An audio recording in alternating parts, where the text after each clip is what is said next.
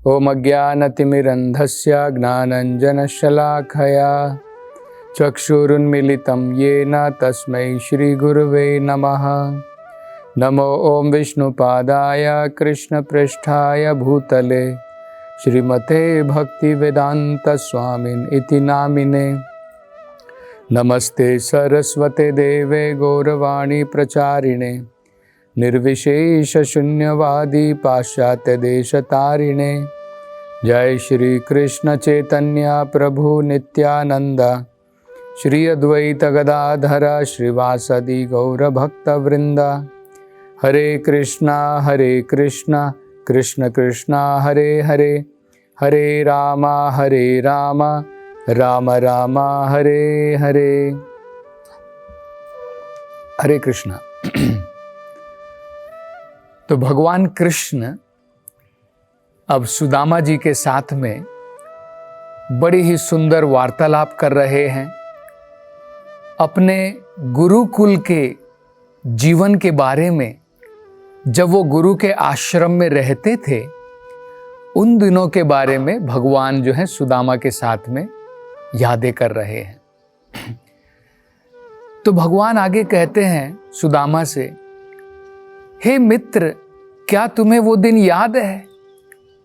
एक बार अपने गुरु पत्नी के कहने पर हम जंगल में गए थे कुछ लकड़ियां ईंधन के रूप में लाने के लिए। और उस समय क्या हुआ था, हम धीरे धीरे लकड़ियां जमा करते करते घनघोर घने जंगल के अंदर में हमने प्रवेश कर लिया था और बाद में हम वहां पर गुम गए थे और वापस नहीं लौट सके थे। क्या हुआ था कि उस दिन पूरा मौसम खराब हो गया था। सबसे पहले घनघोर हवाएं धूल के साथ में चलने लगी थी। उसके पश्चात क्या हुआ, सर के ऊपर आकाश में बादल मंडरा रहे थे। उसके पश्चात जोर जोर से बिजलियां चमक रही थी और बादल भी गरजने शुरू हो गए और घनघोर बारिश वहां पर प्रारंभ हो गई थी। ऐसे में पूरा पानी धरती के ऊपर इतना भर गया था कि रास्ता हम जो है उसको नहीं देख पाए। और क्या तुम्हें याद है कि हम कितनी उस प्रकार की कठिन परिस्थिति में थे? किस भी दिशा में हम जाते वहां पर हमें कठिनाइयां केवल मात्र प्राप्त होती थी। और ऐसे में हम कहीं का भी वापस अपने गुरुकुल का रास्ता जो है हम ढूंढ नहीं पाए। हमने एक दूसरे का हाथ पकड़ के उस समय में बहुत हमने प्रयास किया कि हम रास्ता ढूंढ सकें, लेकिन हम रास्ता नहीं ढूंढ पाए। वो केवल एक बारिश वर्षा मात्र नहीं थी, वो एक प्रकार का विनाश था। और इतनी हम कठिनाई परिस्थिति में जो है पहुंच गए थे कि हम अपने वापस जाने का रास्ता हम लोग ढूंढ भी ना पाए। सारी रात हमको पूरे जंगल के अंदर में ही बितानी पड़ी। और क्या तुम्हें याद है कि सवेरे होने के पश्चात हमारे गुरुदेव स्वयं वहां पर आए, अपने अन्य शिष्यों के साथ में वहां पर आए। और जब उन्होंने हमें यहाँ पर इतनी कठिनाई पूर्ण उस अवस्था में वहां पर देखा तो अत्यंत दया के साथ बड़े ही उन्होंने जो है मधुर वचन हमसे कहे और उन्होंने बताया, कृष्ण भगवान जो है बता रहे हैं सुदामा को कि उनके गुरु ने उनसे क्या क्या वचन कहे। वो कहते हैं, हमारे गुरुदेव ने हमसे वहां पर आकर के कहा कि हे शिष्यों, मैं तुमसे अत्यंत प्रसन्न हूं, मैं तुमसे अत्यंत संतुष्ट हूं, क्योंकि मुझे ये ज्ञात है कि मेरे कारण तुमने इतनी प्रकार की कठिनाइयां अपने जीवन के अंदर में इस प्रकार से ग्रहण की हैं। मुझे बड़ा आश्चर्य है, क्योंकि व्यक्ति सबसे पहले अपने सुखों के बारे में सोचता है, अपने शरीर की जरूरतों के बारे में सोचता है, उसकी देखभाल के बारे में सोचता है। लेकिन तुमने अपने सुखों के बारे में अपनी देखभाल ना करके अपने गुरु के लिए इतने प्रकार के कठिन कार्य तुमने किए। एक प्रकार से तुमने अपने जीवन को उस प्रकार से दांव पर लगा दिया अपने गुरु की संतुष्टि के लिए। और संदीपनी मुनि जो उनके गुरु थे, उन्होंने ये भी कहा कृष्ण और सुदामा से कि यही एक प्रामाणिक शिष्य का लक्षण होता है। जिस प्रकार से गुरु अगर प्रामाणिक हो और शिष्य भी अगर प्रामाणिक हो, तो शिष्य जो है भगवान की आध्यात्मिक उसके ज्ञान में, आध्यात्मिकता में प्रगति कर सकता है, भगवान की भक्ति में आगे बढ़ सकता है। तो गुरु भी प्रामाणिक होना चाहिए और साथ साथ में शिष्य भी प्रामाणिक होना चाहिए। तो जो शिष्य वो कहते हैं अपने गुरु की संतुष्टि के लिए अनेकों प्रकार की कठिनाइयां भी अपने जीवन में सहन करता है, वही एकमात्र तरीका है अपने गुरु के ऋण से मुक्त होने का। असल में देखा जाए तो गुरु के ऋण से कोई मुक्त नहीं हो सकता है। इस भौतिक संसार में हम अनेकों लोगों के ऋणी होते हैं, उनके ऋण को हम चुका सकते हैं, उनके ऋण को अदा कर सकते हैं, वापस दे सकते हैं। लेकिन गुरु का जो हमारे ऊपर जीवन में ऋण होता है, वो ऋण हम कदापि बहुत सारे जीवन में भी नहीं चुका सकते हैं। गुरु का ऋण इस प्रकार से होता है। लेकिन अगर हम अपनी तरफ से प्रयास करते हैं गुरु को संतुष्ट करने का, उनकी संतुष्टि के लिए अगर हम अपनी तरफ से प्रयास करते हैं और गुरु अगर हमसे प्रसन्न हो जाते हैं, संतुष्ट हो जाते हैं, तो इस प्रकार से हमारे ऋण का निवारण होता है। अन्यथा गुरु के ऋण को कोई नहीं चुका सकता है। तो उनके गुरु इस प्रकार से भी कहते हैं। और आगे वो कृष्ण और सुदामा से कहते हैं कि मैं तुम्हें आशीर्वाद देता हूं, मैं ऐसा आशीर्वाद तुम्हें देता हूं कि तुम्हारी सारी इच्छाएं, तुम्हारी सारी आकांक्षाएं हमेशा पूर्ण होंगी।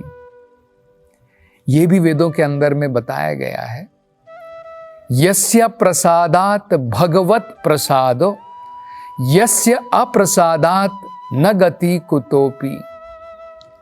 अगर हमें गुरु की कृपा प्राप्त हो जाए तो हमें समझ लेना चाहिए हमें भगवान की कृपा प्राप्त हो गई है।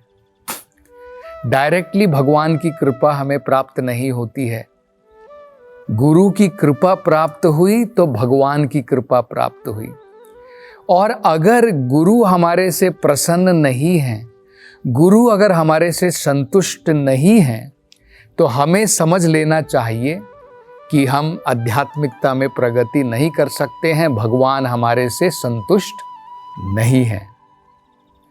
तो इसलिए यहाँ पर कृष्ण को और सुदामा को उनके गुरु उनसे कहते हैं कि तुम्हारी सारी इच्छाएं, तुम्हारी सारी आकांक्षाएं पूर्ण हो, ये मैं तुम्हें आशीर्वाद देता हूं। मतलब गुरु का आशीर्वाद उन्हें प्राप्त हुआ।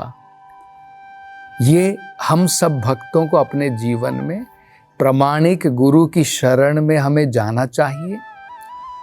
ये भी बड़ा महत्वपूर्ण है। गुरु जो होते हैं वो प्रामाणिक गुरु, उनकी ही शरण में हमें जाना चाहिए।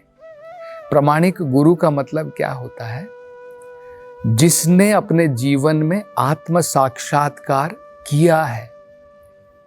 वेदों के अंदर में कहा है श्रोत्रियम ब्रह्मनिष्ठम।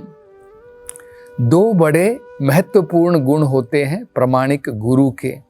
हमें कैसे पता लगता है कि ये गुरु प्रामाणिक है या नहीं है? पहला, श्रोत्रियम, मतलब उन्होंने जहां से वेदों का ज्ञान प्राप्त किया है, क्या वो परंपरा में ज्ञान प्राप्त किया है? उसे कहते हैं श्रोत्रियम। उन्होंने कहां से सुना है, उन्होंने आध्यात्मिक ज्ञान कहां से प्राप्त किया है। जैसे अगर हम स्कूल में जाते हैं, कॉलेज में जाते हैं, एक अध्यापक हमें ज्ञान देता है, उस अध्यापक ने कहां से ज्ञान अर्जित किया है? दूसरे अध्यापक से किया है। उसने कहां से किया है? अन्य अध्यापक से किया है। इसी प्रकार से गुरु की परंपरा होती है। भगवान आदि गुरु हैं। गुरु भगवान देते हैं, भगवान जो है आगे ज्ञान देते हैं, ब्रह्मा जी को जैसे देते हैं परंपरा में, ब्रह्मा जी नारद को देते हैं, नारद वेद व्यास को देते हैं, ऐसे परंपरा चली आती है। तो ये एक बड़ा महत्वपूर्ण लक्षण होता है प्रामाणिक गुरु का, श्रोत्रियम। अगला होता है कि उन्होंने उस ज्ञान को अपने जीवन में अपनाया है। जो ज्ञान उन्हें परंपरा से प्राप्त हुआ है वही केवल पूर्ण नहीं है, वो ज्ञान प्राप्ति के उपरांत उन्होंने अपने जीवन में उसका साक्षात्कार किया है। उसे कहते हैं ब्रह्मनिष्ठम। मतलब अब वो भगवान की भक्ति में निष्ठ हो गए हैं, अब वो आध्यात्मिकता में निष्ठ हो गए हैं। तो ये भी बड़ा महत्वपूर्ण लक्षण होता है। तो जब व्यक्ति संसार से मुक्ति की प्राप्ति कर चुका है तब वो प्रामाणिक गुरु कहलाता है। अन्यथा हम सब जो है बद्ध जीव हैं, इस भौतिक संसार में बंधे हुए। हम केवल शिक्षा गुरु की तरह दूसरे लोगों को भगवान ने जो शिक्षा दी है वो हम उनको दे सकते हैं, लेकिन प्रामाणिक गुरु जो होता है वो न केवल परंपरा में रहते हैं, उन्होंने अपने जीवन में आत्म साक्षात्कार कर लिया है। भगवत गीता में भी भगवान यही बताते हैं, उपदेक्षन्ति ते ज्ञानम ज्ञानीना तत्वदर्शिना। उन्होंने भगवान के दर्शन किए हैं। क्योंकि उन्होंने भगवान के दर्शन किए हैं इसलिए वो हमें भगवान के दर्शन दिखा सकते हैं, भगवान तक मार्ग हमें जो है दिखा सकते हैं। तो इस प्रकार से प्रामाणिक गुरु हम जो है इस प्रकार से समझ सकते हैं। तो भगवान यहाँ पर भगवान को और सुदामा को उनके गुरु कहते हैं कि तुम्हारी तरह जो प्रामाणिक शिष्य होता है वो इसी प्रकार का कार्य जो है अपने गुरु की संतुष्टि के लिए, किसी भी प्रकार का कार्य करने के लिए हमेशा तैयार होता है। तो गुरु भी प्रामाणिक होना चाहिए और शिष्य भी प्रामाणिक होना चाहिए।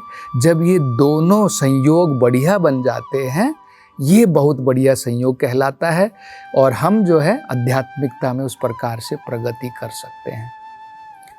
आगे भगवान सुदामा को कहते हैं कि हे सुदामा, ये अब हमने अपने जीवन के अंदर में भी अनुभव कर लिया है कि अपने गुरु के, उनके आदेश के अनुसार जब हमने कार्य किए और उसके कारण जो आशीर्वाद हमें प्राप्त हुआ है अपने जीवन के अंदर में, बिना उनके आशीर्वाद के हम इस संसार के अंदर में सुखी नहीं रह सकते हैं, बिना गुरु के आशीर्वाद के।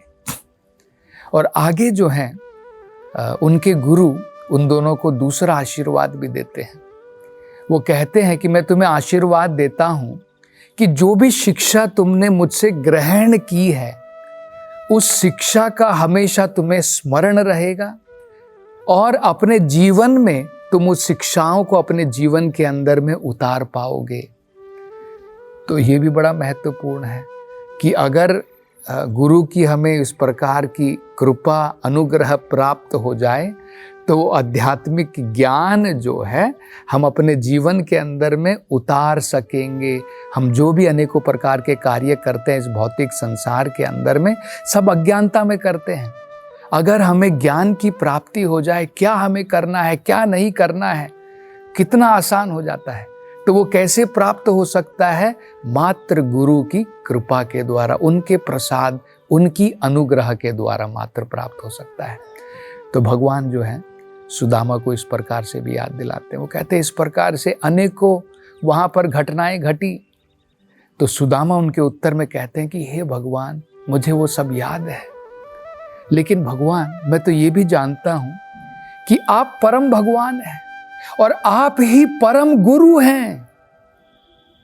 आप परम भगवान हैं, आप परम गुरु हैं, और मेरा ये तो सौभाग्य था कि अपने गुरु के आश्रम में आपके साथ जो परम गुरु हैं, जो परम भगवान हैं, उनके साथ रहने का मुझे सौभाग्य प्राप्त हुआ। और वो कहते हैं कि भगवान मैं ये भी जानता हूं कि आप केवल अपने आनंद के लिए, आप पूर्ण रूप से आत्मनिर्भर हैं, आप किसी के ऊपर निर्भर नहीं हैं, लेकिन केवल आनंद प्राप्ति के लिए, अपनी लीला रचाने के लिए मात्र जो है आपने इस प्रकार से शिष्य का पात्र, उसका अभिनय आपने जो है किया है, ताकि लोग जो है ये समझ सकें हमारे जीवन के अंदर में गुरु की कितनी आवश्यकता होती है। आध्यात्मिक जीवन प्रारंभ होता है जब हम प्रामाणिक गुरु की शरण में चले जाते हैं। उसके बिना आध्यात्मिक जीवन अधूरा है, प्रारंभ ही नहीं होता है। इसलिए वेदों में कहा है आदौ गुरु आश्रयम। तो भगवान जो है अपने पात्र के द्वारा ये समझाना चाहते थे। अन्यथा वेदों में बताया है भगवान तो बादल के बराबर हैं, उन्हीं से पानी बरसता है, और गुरु जो है जिस प्रकार से सागर होता है, जिस प्रकार से सागर से पानी कहाँ जाता है, बादलों में जाता है। तो भगवान जो है ज्ञान का सागर है, गुरु जो है बादल के रूप में उस पानी को वाष्पीकरण के द्वारा लेते हैं और बाद में दोबारा उसी समुद्र में बरसाते हैं। तो भगवान तो स्वयं आदि गुरु हैं। और आगे भगवान जो है सुदामा के साथ में किस प्रकार से वार्तालाप करते हैं और भगवान की आगे क्या लीला होती है, इसकी चर्चा हम अगली कथा में करेंगे। हरे कृष्णा।